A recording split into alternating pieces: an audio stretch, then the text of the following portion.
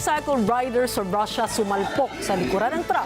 Ang lagay ng biktima, atin pong aalamin mula sa mga detalye ng balitang ibabahagi maya-maya.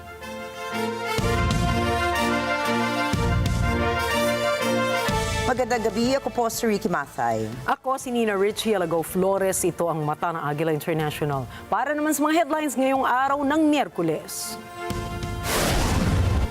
Mag-asawang Discaya kinasuhan na ng tax evasion ng Bureau of Internal Revenue.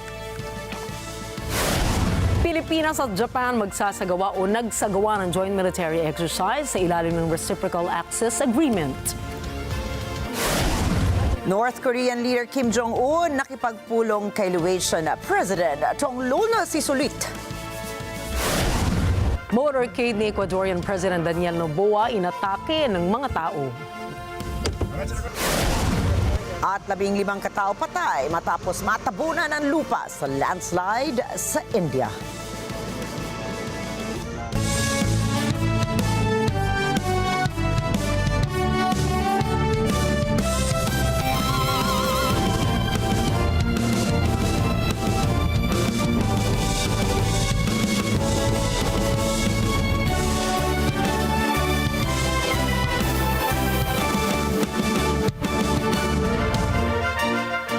Kinasuhan na ng Bureau of Internal Revenue ang mag-asawang Sara and Curly Discaya ng kasong tax evasion matapos matuklasan ang umano'y hindi pagbabayad ng buwis na umaabot sa mahigit 7 billion pesos.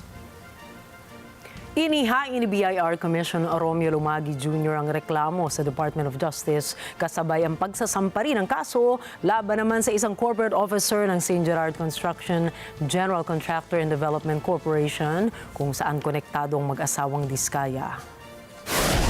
Nag-ugat ang kaso laban sa mag-asawang Discaya sa natuklasang hindi pa nababayarang excise taxes sa siyam na luxury vehicles ng dalawa at mga hindi pa o hindi na babayarang buwis sa documentary stamps sa tapat o sa dapat na divestment ng 4 na construction firms. Inaasahan pa ng B.I.R. na madaragdagan pa ang kasong isasampa sa mag-asawang Discaya hanggang sa matapos ang pag-audit sa mga natitir pang construction firms. Samantala, tumanggi namang magkomento ang kampo ng mga Discaya sa panibagong reklamo. Comment muna ako dyan kasi hindi pa namin nababasa kami mga abogado ng spouses Discaya, hindi pa namin nababasa yung complaint. Kumpiyansa ang Malacañang na mananatiling tapat sa konstitusyon ng Armed Forces of the Philippines o AFP at ang Philippine National Police o PNP. Ito ay sa kabila ng mga pagsubok ng ilang grupo na hikayatin ang uniformed personnel na bawiin ang suporta sa lehitimong pamahalaan. Sinabi ni Palace Press Officer Attorney Claire Castro, matagal nang alam ng Pangulong Ferdinand Marcos Jr. ang ganitong gawain mula sa maliit na grupo. Gayon din ang umano'y coup plot. Sa harap nito ay nagpahayag ng katapatan at sa chain of command sina AFP Chief of Staff General Romeo Browner Jr. at PNP Chief Lieutenant General Jose Melencio Nartates Jr.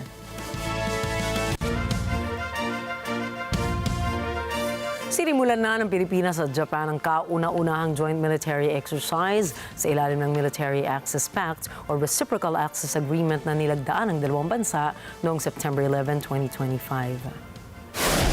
Tinawag itong Doshin Bayanihan 525. Ayon sa Department of National Defense o DND, ito ay combined training exercise ng Philippine Air Force at Japan Air Self-Defense Force. Nakatuon ang aktibidad sa humanitarian assistance at disaster relief. Pinasalamatan naman ng DND ang Japanese government sa pagpapadala ng humanitarian assistance sa mga apektado ng lindol sa Cebu noong nakaraang linggo. Nagsimula ang aktibidad noong October 7 na magtatagal hanggang October 11 ng taong ito sa Benito N. Ebuen Air Base sa Mactan, Cebu. Layunin ng Reciprocal Access Agreement na balakasin ang kooperasyon at pagkakaisa ng dalawang bansa sa larangan ng depensa at kaligtasan sa rehiyon. Bumaba sa 3.9% ang unemployment rate sa Pilipinas noong August 2025 batay sa pinakahuling resulta ng Labor Force Survey ng Philippine Statistics Authority o PSA. Katumbas po ito na bilang na 2.03 million na mga Pilipinong walang trabaho o negosyo. Mas mababa ito kung ikukumpara sa 5.3% na naitala noong July 2025 o 2.59 milyong Pilipino. Paliwanag ni National Statistician Claire Dennis Mapa, isa sa dahilan kaya nabawasan ang bilang ng mga walang trabahong noong Agosto ay dahil sa pagbabalik ng mga manggagawa na pansamantalang walang trabaho noong July dahil sa nagdaang serye ng bagyong tumama sa bansa. Sapat ang supply ng bigas sa gitna ng pinalawig na import ban na hanggang sa katapusan ng taon. Yan ang tiniyak ng Department of Agriculture o DA dahil sa agam-agam na potensyal na pagkalugi sa produksyon dahil sa sama ng panahon. Ayon sa National Rice Program ng pamahalaan, nasa 20.29 million metric tons hanggang 20.51 million metric tons ng palay ang nakikitang magiging output ng produksyon ng palay para sa taong 2025. Tiniyak din ng kagawaran na kahit pinalawig ang rice moratorium, kaya pang magtagal ng 85 araw ang supply ng bigas sa bansa pagdating ng Disyembre. Inanunsyo po ng Meralco na posibleng tumaas ang singil sa kuryente ngayong Oktubre. Ayon sa electric company, inaasahan nila ang pagtaas ng generation charge, bunsod ng paghina ng piso kontra dolyar. Gayunpaman, hinihintay pa ng Meralco ang iba pang billings bago tuluyang maaprubahan ang bagong rate para sa buwan. Ilalabas ang opisyal na rate adjustment kapag nakumpleto na ang lahat ng billings at verifikasyon. Isa si retired Supreme Court Associate Justice Antonio CARPIO sa mga nanawagan sa Independent Commission for Infrastructure o ICI na isapubliko ang mga pagdinig nito tungkol sa flood control projects. Ayon kay CARPIO, dapat gawing bukas sa publiko kahit sa media, kahit na walang live streaming ang mga nasabing pagdinig para sa transparency. Naniniwala rin ang dating Associate Justice na nawawala ng kredibilidad ang ICI, kaya dapat anyang ipag-utos ni Pangulong Ferdinand Marcos Jr. na isapubliko ang mga pagdinig. Nabuo ang komisyon sa pamamagitan ng isang executive order ni Marcos Jr. nitong Setyembre. Layunin nitong imbestigahan ang mga katiwalian sa flood control projects at mga proyekto sa infrastruktura sa nakaraang 10 taon. Samantala, naninindigan si ICI Executive Director Brian Hosaka na mananatiling pribado ang kanilang mga pagdinig para maiwasan ang trial by publicity at anumang political influence.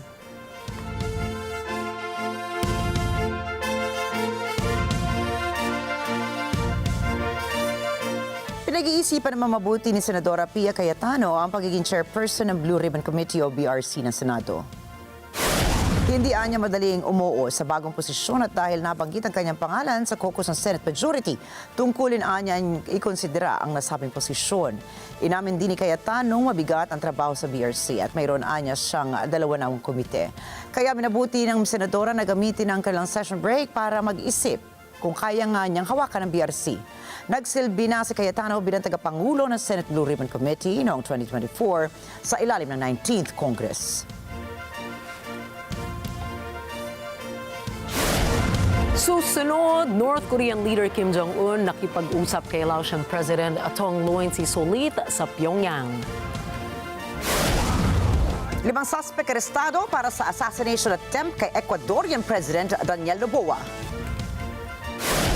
At US President Donald Trump nagbanta ng Insurrection Act sa tensyon ng Democratic cities. Yan at iba pang mga balita sa pagbabalik ng Mata ng Agila International.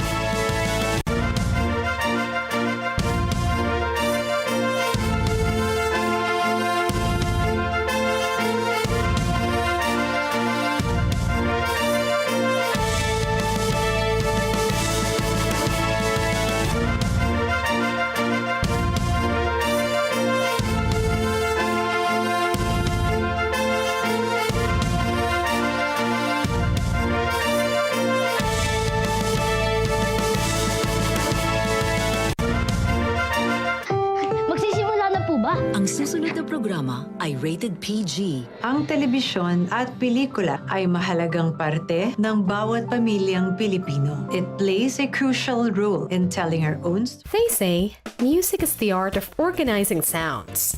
It involves the creation of forms capable of conveying emotions. But what fuels the music that moves everyone? Behind every powerful performance is not just about talent, but courage, belief, quiet inner self-strength, and the strong support of family. In this episode, music, advocacy, and courage. John Lesaca's journey. Yan ang ating aabangan sa Ito Ang Tahanan ngayong Sabado at Linggo, alas 8 ng umaga sa Net25. Let's get together sa Net25. Ang kasaysayan.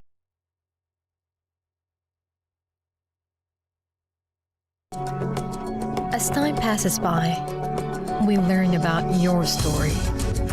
In an institution of exceptional healthcare, with genuine Christian compassion, we care about you.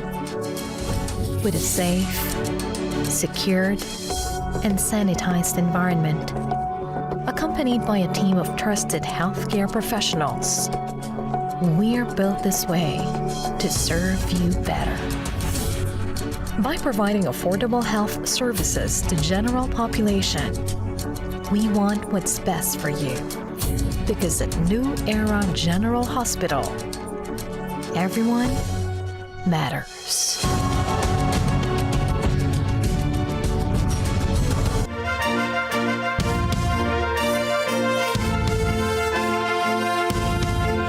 Nagpulong sa Pyongyang kahapon ang North Korean President na si Kim Jong-un at Laotian President Tongloin Sisolit.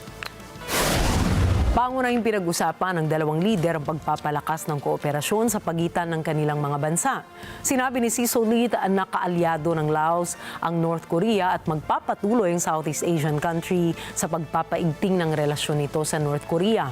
Dumalaw si Sisolit sa North Korea para sa pagdiriwang na ika-80 anibersaryo ng North Korean ruling party. Inakusahan naman ni Ukrainian President Volodymyr Zelensky ang Russia na gumagamit umano ito ng oil tankers ng kanilang shadow fleet para sa pananabotahe at destabilisasyon ng Europa. Sinabi ni Zelensky na may ebidensyang naglulunsad ang Russia ng drones mula sa kanilang mga tankers. Hinikayat din niya ang mga kaalyado ng Kyiv sa Europa na gumawa ng aktibong aksyon laban sa Russia. Детально очільник зовнішньої розвідки доповів по тому, як росіяни використовують танкери свого тіньового флоту і не лише для фінансування війни, але й для диверсій та різної дестабілізації в Європі. Нещодавні випадки запуску дронів з танкерів – це один з таких прикладів. Наявну у нас інформацію ми передаємо партнерам, і важливо, щоб були відчутні кроки партнерів у відповідь Росії. На всіх рівнях заради цього ми працюємо. І будуть ще зустрічі, будуть перемовини з нашими партнерами, публічні і непублічні. Переконуємо, що треба не економити на рішучості. Росіяни повинні знати, що жодну їхню деструктивну активність, все підле, що вони роблять, світ без відповіді не залишить. Samantala, inanunsyo ni Russian President Vladimir Putin na matagumpay na nilang nasakop ang ilang bahagi ng Ukraine. Dahil anya sa strategic initiative ng Russian Armed Forces ay halos 5,000 kilometers at 212 settlements ng Ukraine ang nabawi ng Moscow. Kabilang po dito ang mga lungsod ng Donetsk at Zaporizhia at mga buffer zones sa Sumy at Kharkiv. В настоящее время стратегическая инициатива полностью остается за вооруженными силами Российской Федерации. В этом году нами освобождено почти 5000 квадратных километров территории, 4900 и 212 населенных пунктов. Sinabi pa ni Putin na umatras ang puwersa ng Ukraine sa iba't ibang bahagi ng war front lines. Ibinunyag ni Italian Prime Minister Giorgia Meloni na siya at dalawang ministro ng kanyang gabinete ay naiulat sa International Criminal Court dahil sa umano'y pakikipagsabwatan sa genocide kaugnay ng opensiba ng Israel sa Gaza. Kasama sa iniulat sina Defense Minister Guido Crosetto, Foreign Minister Antonio Tajani at posibleng si Roberto Kingolani ng Defense Group Leonardo. Hindi rin ito nilinaw kung sino ang nag-ulat nito sa ICC. Ani Meloni, nakakamangha ang mga ganitong akusasyon dahil wala ng bagong armas na inaprubahan ng Italia para isupply sa Israel matapos ang Oktubre 7. Kasabay nito, nakalaya ng mga advocate na inaresto ng Israeli forces habang naglalayag dala ang mga humanitarian aid para sa mga Palestino. Ibinunyag ni Swedish activist Greta Thunberg na siya at iba pang kasama sakay ng Gaza flotilla ay dumanas umano ng torture habang nakakulong sa Israel. Det som hände var inte bara att Israel kidnappade oss och torterade oss, utan att framförallt under ett pågående eskalerande folkmord där Israel uttalat försöker radera hela Gazaremsan och det palestinska folket, den palestinska nationen. Israel återigen bröt internationell rätt och förhindrade humanitär nödhjälp, mediciner, mat, vatten från att komma in till en svältande befolkning. Men det här har sagts tusentals gånger redan och som sagt, det biter inte. Giit niya, hindi siya nabigyan ng malinis na tubig habang ang ilan ay pinagkaitan ng gamot. Taliwas sa pahayag ng Israel na kanilang sinigurong ligtas at nasa maayos na kalagayan ng mga naarestong mga activists. Hindi agad nagbigay ng tugon ng Israel, ngunit dati nang itinanggi ng kanilang foreign ministry ang anumang pang-aabuso laban sa mga dinitine. Pagkatapos ng 2 taong labanan sa Gaza, pumalo na sa 67,000 Palestinians ang nasawi at lampas 170,000 naman ang sugatan. Ginugunitan itong October 7 ang ikalawang anibersaryo ng labanang Hamas at Israel. Marie Gonzalez para sa report. Umabot na sa 67,173 ang nasawi sa gitna ng labanang Hamas at Israel 2 taon matapos itong sumabog noong October 7, 2023. بعد عامين من حرب الإبادة المستمرة على قطاع غزة الذي شهد مجازر مروعة بحق أبناء شعبنا الفلسطيني، بلغ عدد الشهداء 67,173 شهيد، وبلغت عدد الإصابات 169,700 إصابة. كان نصيب الأطفال أكثر من 30% من الشهداء. Ayon sa isang senior Gaza health official, sa gitna ng patuloy na pagtaas ng Gaza death toll, nagkukumahog ang mga ospital doon para matugunan ang pagkawasak ng teritoryo at lumalalang humanitarian crisis. Ayon sa Health Information Center ng Gaza Ministry of Health, dahil sa 2 taong labanan, wasak na ang sistema ng kalusugan sa teritoryo. 12 ng mga ospital ang nasira at ngayoy sarado na. هذه الحرب كانت لها تداعيات كبيرة على المنظومة الصحية. أكثر من 38 مستشفى كان يعمل في قطاع غزة تم تدميرها بالكامل أو استهدافها. خرج أكثر من 25 مستشفى عن الخدمة وبقي يعمل 13 مستشفى بشكل جزئي. Ayon sa ahensya, karamihan sa mga pinupuntirya ay health workers. كانت الكوادر الصحية من الأكثر استهدافا وعرضة للاستهداف والقتل والأسر. Ayon sa Gaza Health Authorities, 1/3 ng bilang ng mga namatay sa labanan ay edad 18 pababa. Batay sa pagsusuri ng UN Commission of Inquiry, genocide na ang ginagawa ng Israel sa Gaza. Tinawag naman na eskandaloso ng Israel ang nasabing report. Ngunit para sa natitira pang residente ng Gaza, walang tumutulong sa kanila. يعني إلنا 2 سنين بالحرب وإحنا في المجاعة، يعني إيش مش قادر بترحلونا من هان ومن هان بتطفشونا، يعني ما خلينا مكان اللي قعدنا فيه. طب حرام عليكم، يعني ارحمونا، إحنا وين بدنا نروح؟ يا بتحلونا، خلي الدول العربية تحلنا، أي إنسان بخاف ربه يحلنا، إحنا مش قادرين نحكي، هاي عايشين على التكية بنجري عنوان بالمجاعة، إحنا مش قادرين نعيش. Marie Gonzalez para sa mata ng Agila International, trusted, connected, on point. Ipinahayag ng Hamas nitong Martes na handa na silang makipagkasundo para wakasan ang digmaan sa Gaza batay sa plano ni US President Donald Trump, bagamat may ilan pa silang mga kondisyon. Kasabay nito nagtungo sa Egypt ang Prime Minister ng Qatar na si Sheikh Mohammed bin Abdulrahman Al Thani at mga senior US mediators kabilang sina Steve Witkoff at Jared Kushner upang sumali sa negosasyon. Nagpahayag ng pag-asa si Trump na malapit nang magkaroon ng kasunduan. We are very close to making a deal on the Middle East that will bring peace to the Middle East. After all of these years of millions and millions, tens of millions of people being killed, there's a chance to bring peace to the Middle East. Ayon sa isang ulat, mas magaan ang naging pag-uusap kumpara kahapon at ang ikatlong araw ng talks sa Sharm el-Sheikh ang magiging mahalagang batayan kung magkakaroon ng magandang progreso ang negosasyon. Ayon kay top Hamas leader Khalil al-Hayya, dumalo sila para sa seryoso at responsableng negosasyon. Hiling ng grupo ang garantiya na tuluyang matatapos na ang giyera at hindi na mauulit. Batay sa Gaza authorities, nasa 67,000 na ang mga namatay sa Gaza mula nang sumiklab ang opensiba ng Israel matapos ang October 7, 2023 attack kung saan 1,200 Israelis at 1,200 nasawi at 251 naman ang dinala bilang bihag. Hangad ng partido na ipatupad ang Gaza Peace Plan. Iyan ang nakikita ni German Foreign Minister Johann Wadful kaugnay na rekomendasyon ni US President Donald Trump. Leo Velasco para sa report. Lahat ng sangkot ay determinadong ipatupad na ang Gaza Peace Plan. Obserbasyon ito ni German Foreign Minister Johann Wadful nang umarap siya sa isang press conference sa Cairo kasama ni Egyptian Foreign Minister B.I.R. Abdelati. Zuversichtlich, das haben mir alle Gespräche bisher gezeigt, sowohl diejenigen, die ich in Katar geführt habe, als auch in Kuwait, gestern in Tel Aviv und heute in Kairo. Alle Beteiligten haben den festen Willen, diesen Friedensplan Schritt für Schritt umzusetzen. Und wir sind jetzt bei Phase 1. Wir beide haben es ja gerade eben erwähnt. Wir haben uns auch nochmal mit der amerikanischen Seite, mit Steve Witkoff, abgestimmt.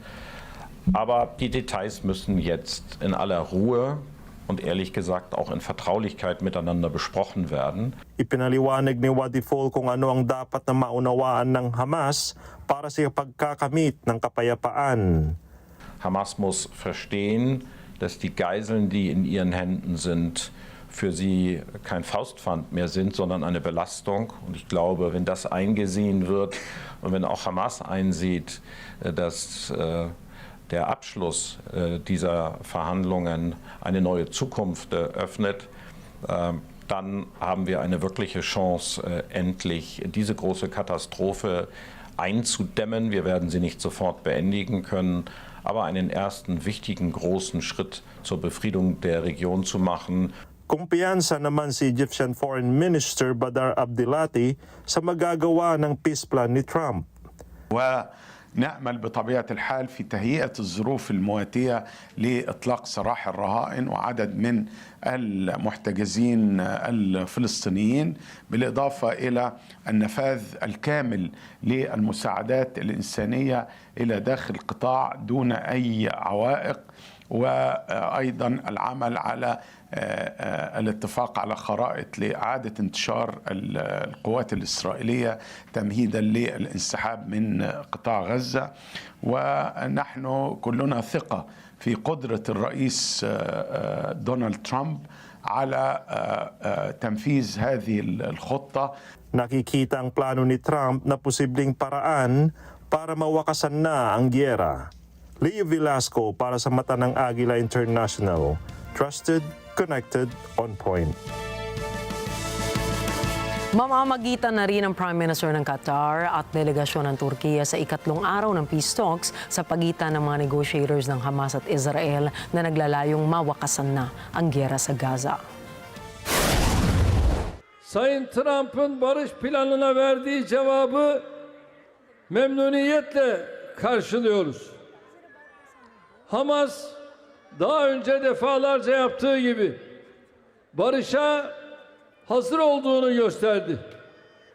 Böylece bölgemizde kalıcı barış için bir fırsat penceresi aralandı. İsrail'in saldırılarını derhal durdurması bu bakımdan çok önemlidir. Filizlenen barış umutlarının solmasına müsaade edilmemelidir. Ito ay bahagi ng indirect negotiations sa pagitan ng Israel at Hamas na isinasagawa sa Red Sea resort town ng Sharm el-Sheikh kaugnay sa 20-point plan na ipinanukala ni US President Donald Trump.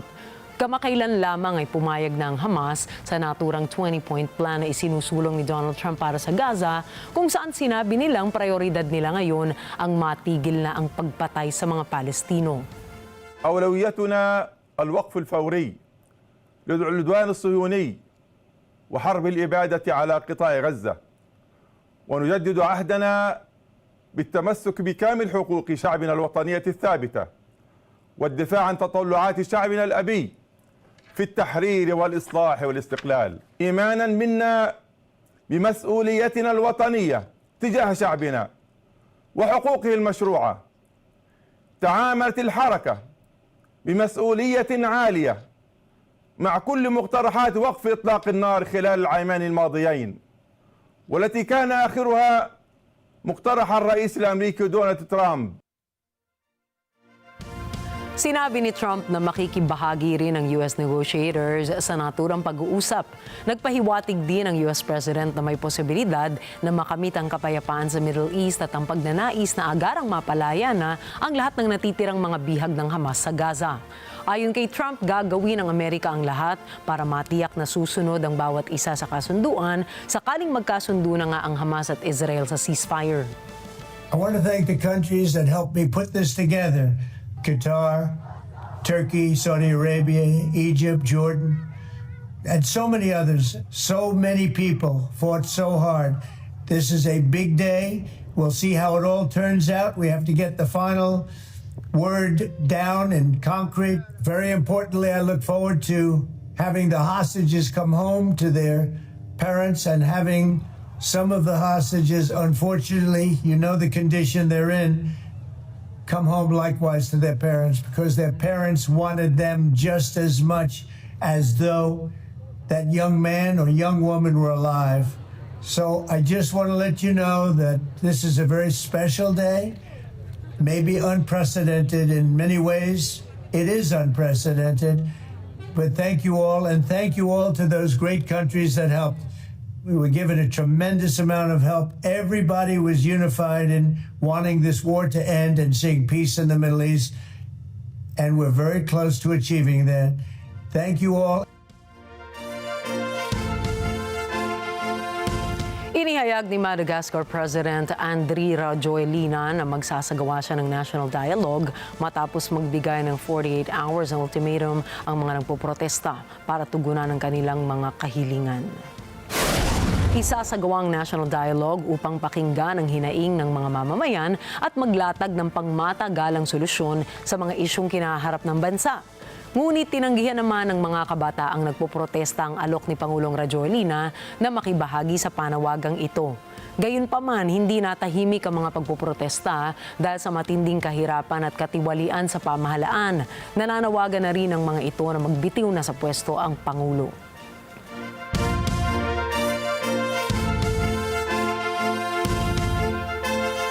Pinagbabato ng nasa 500 katao ang sasakyan ni Ecuadorian President Daniel Noboa habang patungo ito sa isang okasyon sa lalawigan ng Canar.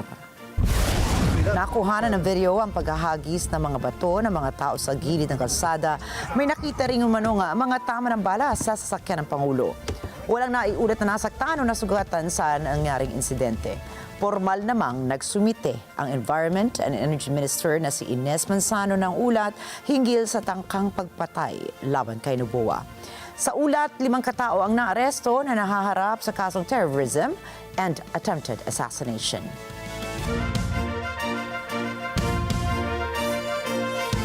Maaaring makatanggap ng Nobel Peace Prize si US President Donald Trump kapag nakumbinsi nito si Chinese President Xi Jinping na tigilan na ng China ang paggamit ng dahas laban sa Taiwan.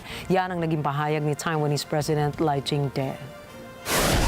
Ang komentong ito ni Lai sa isang podcast show ay kasunod ng mga naging pahayag ni Trump noong Agosto na sinabihan umano siya ni Chinese President Xi Jinping na hindi sasakupin ng China ang Taiwan hanggat si Trump ang presidente ng USA.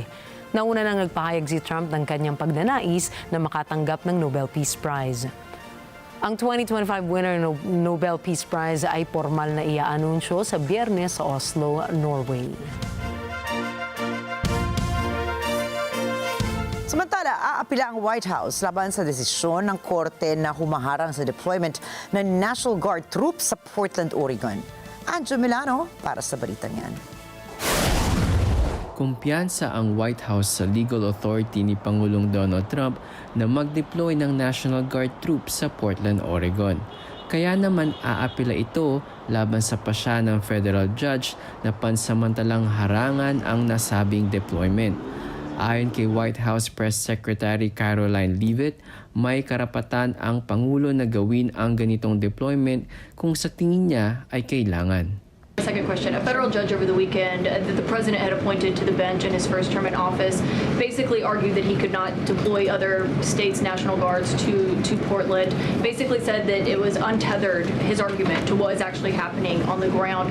Which local officials in Portland have said that the National Guard is needed there? With all due respect to that judge, I think her opinion is untethered in reality and in the law. The president is using his authority as Commander-in-Chief, U.S. Code 12406, which clearly states that the president has the right to call up the National Guard in cases where he deems it's appropriate. Idinetali ni Leavitt kung bakit nagpasya ang Pangulo na magpadala ng National Guard sa tinawag niyang war-ravaged city. And if you look at what has happened in Portland, Oregon, for more than 100 nights, I was talking to our law enforcement team about it this morning, for more than 100 days, night after night after night, the ICE facility has been really under siege by these anarchists outside. They have been disrespecting law enforcement. They've been inciting violence. We saw, again, a guillotine rolled out in front of this federal building. Ayon sa press secretary, gusto lang ni Trump na protektahan ang mga gusali at pag-aari ng gobyerno laban sa karahasan dahil sa mga protesta. So the president wants to ensure that our federal buildings and our assets are protected. And that's exactly what he's trying to do. And ultimately, in the case in Los Angeles, that judge ruled, in the Ninth Circuit, that panel of judges ruled that those troops could remain and that the president was well within his authority to do so. So we are appealing that decision. As you know, we expect a hearing on it pretty quickly. And we're very confident in the president's legal authority to do this. And we're very confident we will win on the merits of the law. Anjo Milano para sa mata ng Agila International, trusted, connected, on point. Tuluyang tinuldukan ng U.S. Supreme Court ang apela ni former associate na si Ghislaine Maxwell na mabasura ang kanyang hatol sa kasong may kaugnayan kay convicted sex offender Jeffrey Epstein. Iginiit ni Maxwell na hindi patas ang naging proseso at naimpluwensyahan umano na matinding media coverage ang hurado. Subalit ang mga biktima naman ay nagsabing nabigyan sila ng hustisya matapos ang mahigit 2 dekadang paghihintay. Muling pinagtibay ng korte ang naunang hatol ito kung saan malinaw ang ebidensya ng pagkakasangkot ni Maxwell sa trafficking scheme ni Epstein. Patuloy nitong haharapin ang kanyang 20-year sentence sa federal prison. Nagbanta si U.S. President Donald Trump na gagamitin ang Insurrection Act sa isang batas na nagbibigay sa presidente ng kapangyarihang magpadala ng mga sundalo upang supili ng kaguluhan sa loob ng bansa. Mariing sinabi ni Trump na handa siyang gamitin ng militar kung hindi makokontrol ng mga lokal na lider ang anyay anarchy sa ilang lungsod. Yeah, well, it's been invoked before, as you know. If you look at Chicago, Chicago's a great city where there's a lot of crime. And if the governor can't do the job, we'll do the job. It's all very simple. They probably had 50 murders in Chicago over the last 5, 6, 7 months. Many people were shot. And then the governor gets up and he says, well, we can handle it. They can't handle it. They don't know what they're doing. Ayon sa mga eksperto, tila ginagawang sandata ni Trump ang batas laban sa mga mayor at gobernador na tumatangging sundin ang kanyang mga direktiba. Dagdag nila isang mapanganib na hakbang ang paggamit ng Insurrection Act dahil magbibigay ito ng malawak na kapangyarihan sa pambansang pamahalaan laban sa mga lokal na otoridad. To have a great country, you can't have crime. And we don't have crime, but we have cities where there's tremendous crime. And Chicago's one of them. And if the governor can't straighten it out, we'll straighten it out. Because these Democrats are like insurrectionists, okay? They're so bad for our country. Their policy is so bad for our country. Susunod, 15 kataong nakasakay sa bus sa India patay ng bagsakan ng landslide. Tesla magbebenta ng mas murang bersyon ng kanilang electric vehicles. At Argentinian President nag-concert sa Buenos Aires. Mga detalye po ng mga balitang yan at iba pang mga balita sa pagbabalik pa rin ng Mata ng Agra International.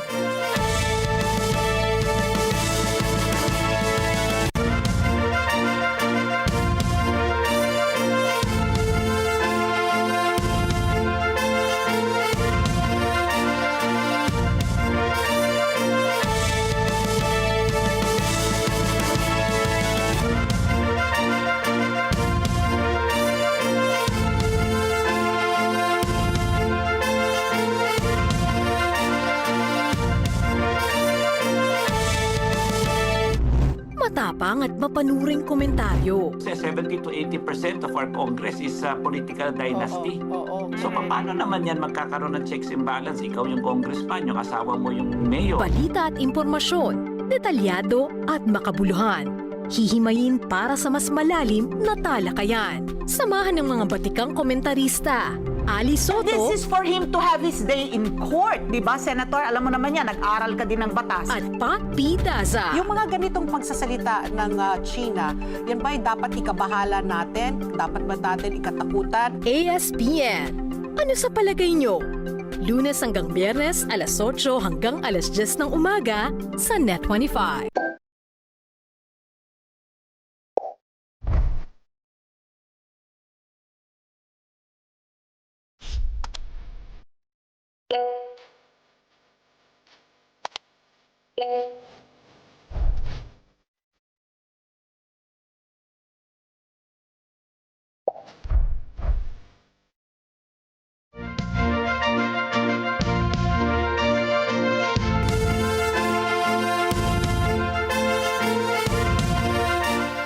Hindi na nakaligtas ang motorcycle rider na ito sa Ecuador matapos malpok sa likuran ng nakatirik na truck sa highway.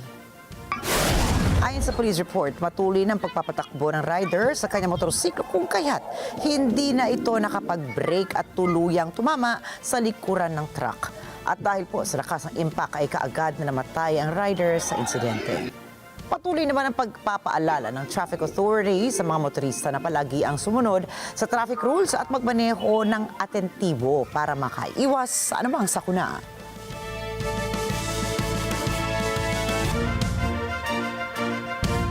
Patay naman ang 15 katao matapos gumuho ang bahagi ng isang bundok sa India at matabunan ang isang pribadong bus.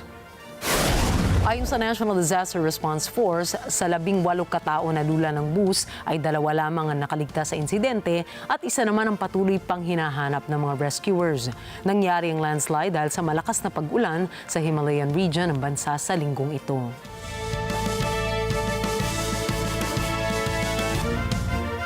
At matagumpay na nailikas sa mga natitirang stranded trekkers sa Karma Valley, Tibet sa silangang bahagi po yan ng Mount Everest mula sa walang tigil na search and rescue operations sa nasabing rehiyon. Ilang raang hikers ang na-stranded sa deep snow noong nakaraang linggo nang maging hadlang sa kanilang expedition ang pagbagsak ng malakas na blizzard.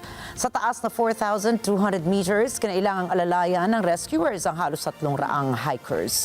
Nasa halos 600 ang kabuuang nailigtas na may kasamang halos 300 na guides at ilang yak herders at support staff. Pansamantalang isinara muna ang rehiyon ng Everest sa publiko kabilang ang Karma at Rongshar Valley at ang bundok ng Chouyu. 4 katao ang patay matapos gumuho ang isang parte ng gusali sa Madrid, Spain. Ayon sa mga ulat, nagsasagawa ng renovations ang 6-story building para gawin sanang hotel bago ito tuluyang masira at matabunan ng 4 na empleyadong nagtatrabaho sa job site. Naisalba lang ang mga bangkay ng mga taong natabunan 15 oras matapos ang naturang insidente kung saan pinaniniwalaan ng mga otoridad na suffocation ang dahilan ng pagkamatay ng 3 construction workers na galing pang Ecuador, Maliangeni, Conakry at ang kanilang babaeng arkitekto. Dahil rito ay sinabi ng Espanya na magsasagawa sila ng malawakang investigasyon ukol sa katatagan ng mga pundasyon ng mga lumang gusali at pagsusuri sa mga lumang struktura sa lungsod. Ang gusali na itinayo pa noong 1965 ay nagsilbi bilang 4-star hotel ay may nakaraang mga technical inspections na nagbigay ng marka na unfavorable dahil sa kalagayan ng fasad, plumbing at istruktura.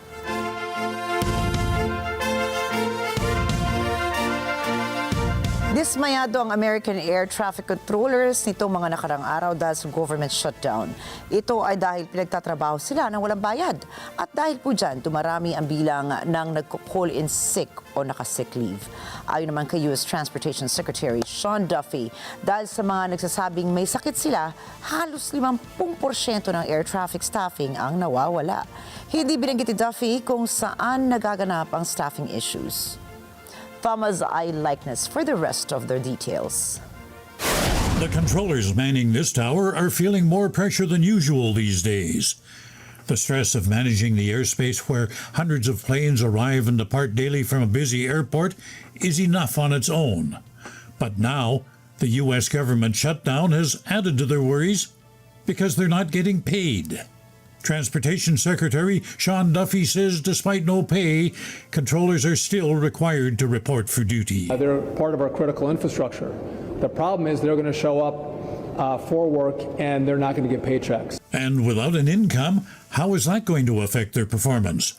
Are controllers going to be worrying about money problems while trying to keep the skies safe? Duffy admits it could be a distraction. They have bills they have to pay. So now they're thinking about that at the same time that they're controlling the airspace, which I don't like that. That is not, we want them to leave their personal problems at the door when they go into a tower or into a facility. So let's cut to the chase, Secretary Duffy. Is it still safe to fly? I want to be clear. Do I think they're more stressed right now in our towers? Yes. Is our airspace unsafe? No. Right? If we think there's issues in the airspace, we will shut it down. We will close it down. Since the shutdown began, more controllers than usual have been calling in sick.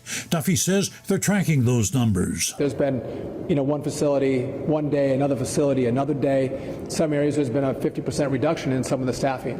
And again, we're tracking it, and we take the appropriate action necessary to make sure our skies are safe. Nick Daniels is head of the Air Traffic Controllers Union, and he says it's time for Congress to end the shutdown. We need to bring this shutdown to a close so that the Federal Aviation Administration and the committed aviation safety professionals can put this distraction behind us and completely focus on their vital work. In the meantime, airline passengers can expect more delays. Duffy says if sick calls continue to increase, air traffic flow will be cut to a rate that maintains safety. Thomas I. Likeness, Matanang, Agila International.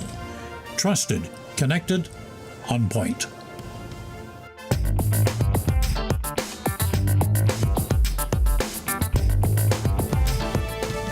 Delayed impacts mula sa taripa ni US President Donald Trump. Yan po ang tinuturong dahilan kung bakit ibinaba sa 0.5% ng World Trade Organization ang 2026 forecast ito para sa global merchandise trade volume.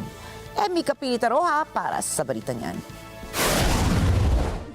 Kapansin-pansin ang pagbabang ito ng Global Trade Growth Forecast mula sa estimang 1.8% noong Agosto.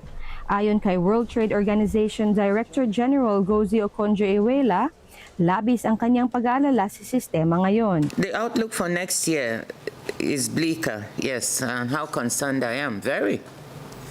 I am concerned for the system. You saw what I said in my statement, that this is no time for complacency. Just because we see resilience in the system doesn't mean that we're home free, because there's so much uncertainty. And that's why we've also been very upfront with you that it's very difficult to forecast because we have these ups and downs with regard to trade policy uncertainty. So I am concerned. Gayunman, sinabi niyang nagpapakita ng katatagan ang sistema gamit ang rules-based multilateral system sa gitna ng magulong kalakalan. As you know, since the start of the year, we have seen unilateral actions by one of our most important members and an unprecedented rise in trade policy uncertainty. Despite the stiff headwinds, trade has shown resilience, thanks in no small part to the stability provided by the rules-based multilateral trading system and members' measured response to tariff changes. Ayon sa mga analista, ikinagulat ng financial markets ang mga taripa ni Trump at nagdala ng pangamba sa ekonomiya ng mundo. Matatandaang nagpatupad ng mas mataas na taripa si Trump sa imported products mula sa dose-dose ng mga bansa. Nauwi ang malalaking trade partners nito tulad ng Switzerland, Brazil at India sa paghahanap ng mas magandang deals. None of this, however, affords us room for complacency. Tariff measures are weighing on trade, even though front-loading and the suspension of many duty hikes between April and August have pushed their effects back into the latter part of this year and especially into next year. Sa unang kalahati ng 2025, tumaas ng 4.9% year-on-year ang world merchandise trade volume at tumaas ng 6% ang trade value kumpara sa 2% noong 2024. Ang world merchandise trade volume ay sinusukat gamit ang average ng exports at imports. Emi Capilita Roja para sa mata ng Agila International, trusted, connected, on point. Umabot sa mahigit $4,000 kada ounce ang presyo ng ginto sa kauna-unahang pagkakataon. Dahil rito, maraming investors ang namuhunan sa gitna ng mga krisis sa ekonomiya at geopolitical. Tumaas ng 1.3% ang presyo ng spot gold sa $4,056.80 per ounce, habang ang US gold futures naman ay tumaas din ng 1.3% sa $4,056.80 para sa buwan ng Disyembre.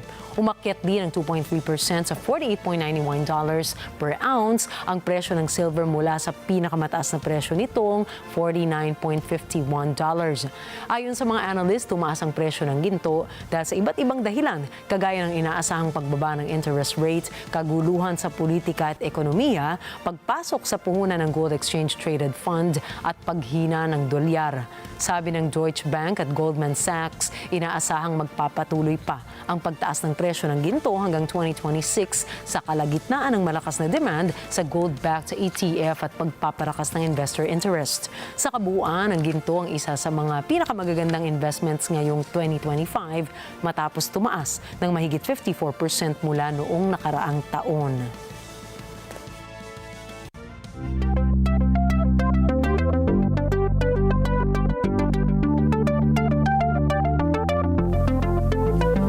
Magbebenta ang Tesla ng mas murang bersyon ng Model Y at Model 3 electric vehicles. Ayon sa EV maker, kanilang ibebenta ang Model Y SUV sa $39,990 habang $36,990 naman ang model na 3 sedan. Ayon po o layo ng hakbang na ito ng Tesla na mabigyan ng pagkakataong makabili ng Tesla car ng sapat sa bulsa ang mamimili. Umaasa ang kumpanyang magbibigay daan ng mga bagong unit na pataasin ang sales ng Tesla ngayong quarter ng taon. Lilikha ng pinsala sa kinabukasan ng siyensya ang bawas pondo ng Trump administration. Yan ang pangamba ni physicist John Clark, isa sa 3 ginawaran ng Nobel Prize for Physics. Si May Fanway Zaragoza para sa detalye. Mula sa University of California, Berkeley, tinanggap ni physicist John Clark at ng kanyang mga kasamang siyentistang sina Michel Devereux at John Martinez ang Nobel Prize for Physics. Kinilala ng Nobel Committee ang gawa nilang hahawi ng daan para isulong ang susunod na henerasyon ng digital technologies. Hindi makapaniwala si Clark na nanalo sila ng Nobel. I was sitting there just feeling completely stunned. It had never occurred to me in my entire life that anything like this would ever happen. At habang pinaparangalan siya ng isang pinakamataas na gawad sa siyensya, nangangamba si Clark kung mabibigyan ba ng ganitong oportunidad ang ibang mga American scientists. Nawawalan siya ng pag-asa para sa kinabukasan ng pananaliksik sa campuses kung hindi magbabago ang sitwasyon. This is an immensely serious problem. And I certainly know personally people who've lost most of their funding. And this will cripple much of the United States science research unless they reverse this procedure. Ayon kay Clark, hindi lang ang basic sciences ang tinamaan ng funding cuts, kundi pati healthcare research. And for example, it's not just physics. For example, the NIH, National Institutes of Health, have taken enormous hits in their funding for reasons that are entirely beyond any understanding that any of us have. But this is going to cripple science, and it is going to be disastrous. Naniniwala si Clark na dapat agad na magmanoobra ang US government kung gusto nitong manguna pa rin sa scientific research. If this continues, assuming that the present administration finally comes to an end, it may take a decade to get back to where we were, say, half a year ago. Na unang tinapyasan ni Trump ng bilyon-bilyong dolyar ang pondo ng scientific research kabilang ang sa pangkalusugan. May Zaragoza para sa Mata ng Agila International. Trusted, connected, on point.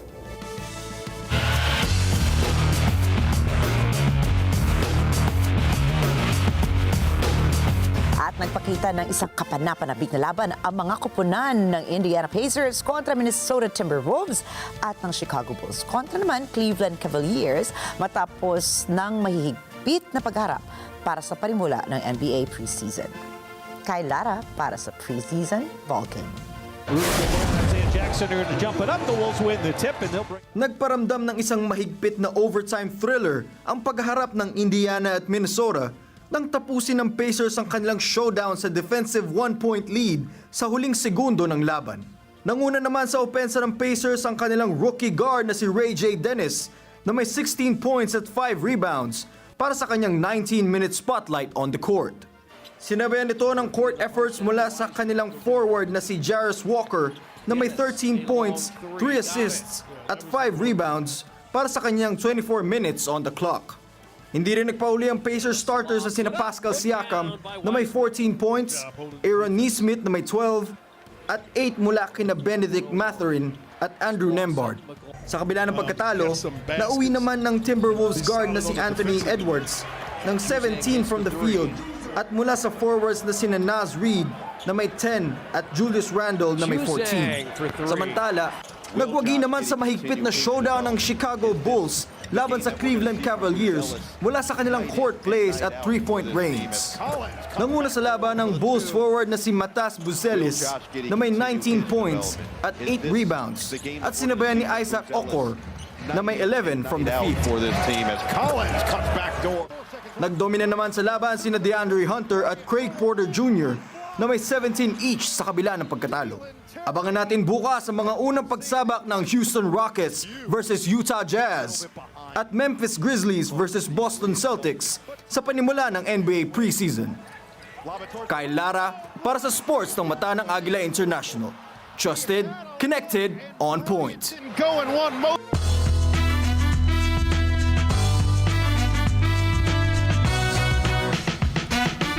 Ginawang mala-rock concert ni Argentina President Javier Milei ang kanyang book launch sa Buenos Aires na dinagsa ng 15,000 katao kabilang ang mga kabataan at kaalyado niya. Layunin ni Milei na pasiglahin ang kanyang mga taga-suporta bago ang October 26 legislative elections kasabay ng pagtatangkang ilihis ang atensyon mula sa kontrobersiya ng pagbibitiw ng isang kandidato ng kanyang partido na nadawit sa alegasyon ng drug money. Gayunman, binatiko siya ng oposisyon dahil umano sa pagiging out of touch sa gitna ng matinding krisis pang-ekonomiya ng Argentina katulad ng tumataas na inflation rate, pabago-bagong halaga ng kanilang currency at kakulangan ng dollar reserves para sa pagbabayad ng utang. Sa pagtatapos ng gabi, hinubad ni Milei ang kanyang leather jacket at nagsuot ng suit and tie, sabay pangako ng malawakang structural reform matapos ang December 10 kung mapapalawak ng kanyang partido ang kapangyarihan nito sa Kongreso.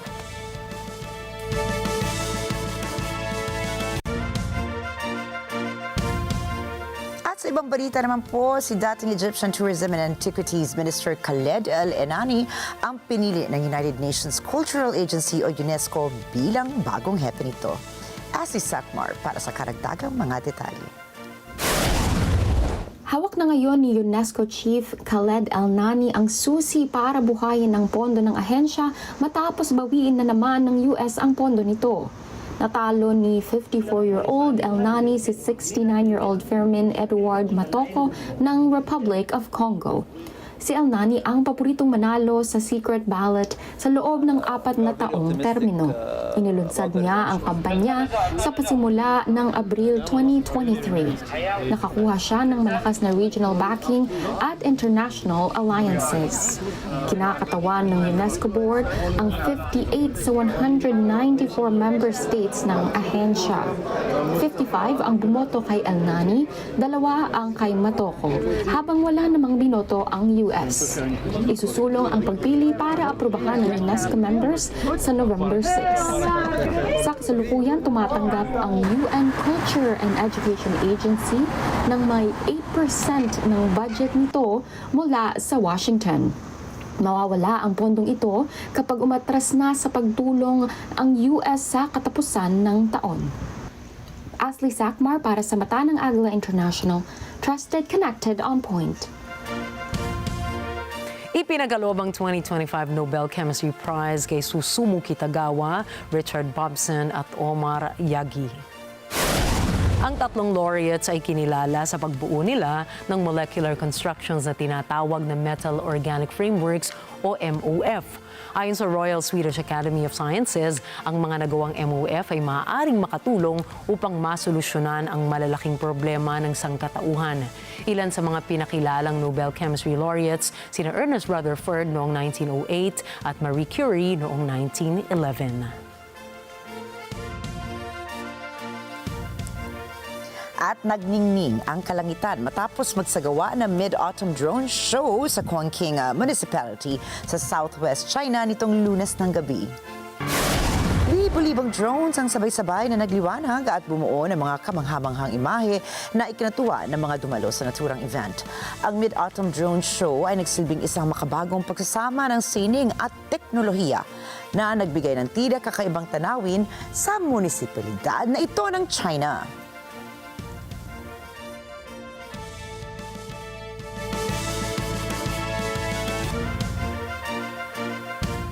At narito po kami para maghatid ng balita sa anumang dako ng mundo. Magandang gabi, ako po muli si Ricky Matay. Ako si Nina Richie Alago Flores, ito ang Mata ng Agila International. Trusted, Connected, On Point.